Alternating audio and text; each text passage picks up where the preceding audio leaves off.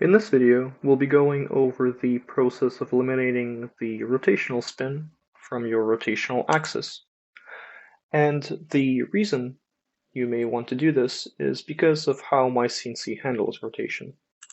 So here, for example, I am rotating my axis C, and I'm using a tangential cutting profile. So this is my axis for my knife. And as you can see, with every subsequent rotation, I am not going between 0 and 360 degrees, but rather I am adding more and more to this value for your axis C. So this will actually preserve, of course, your actual orientation.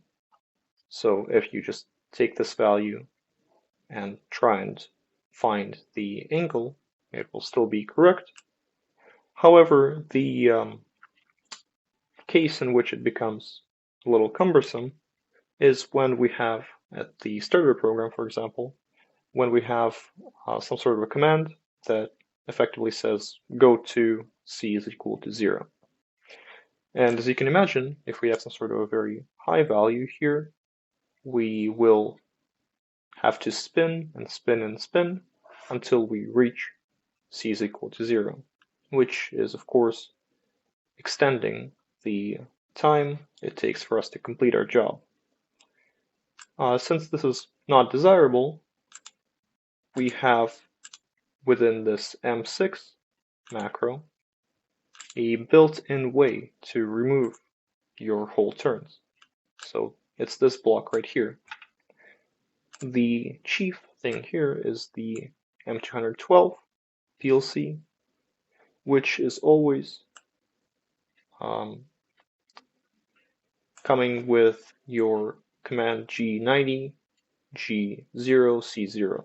So if you're using M212, you should always follow it with this line right here.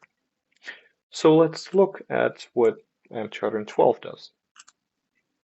M212, all it does is it will take your current C position, so variable 17006, it will check whether that value is positive or if it's negative, and then it will either subtract or add whole turns until this value is under one full rotation. So for example, if I've done 2 rotations plus 10 degrees, so that's 730 degrees, this will remove 720 degrees and leave me at 10. And as you can imagine, it's a lot faster to rotate from 10 degrees down to 0 than it would be to rotate from 730 down to 0. So this will save us quite a bit of time. Okay, so that about covers it for M212. As you can see, I do have this M6, which includes it, so let's try and see how it works. Let's run. This rotates to 0 position, and then it zeroes this value right here, and then it just starts running. Okay, so this is it for your M212. One thing to note, however, is that M212 is often confused with the macro of a similar application, which is your M309. M309 is very similar in that it takes some sort of a rotation axis coordinate. So here it takes 5046, which is your C coordinate. Then it checks and either subtracts or adds whole rotations, and then it jumps to 0. So on surface level, it seems close enough, or rather exactly the same, perhaps, to M212. However, one thing that's important to note here is that these global variables are very different. So if in macro 309 we're using 5046, in M212 we're using 17006. The difference being 17006 will take your current C position at any point within your program. So let's say I'm running the program, then we reach M212, and it will use your current C position at that point in the program.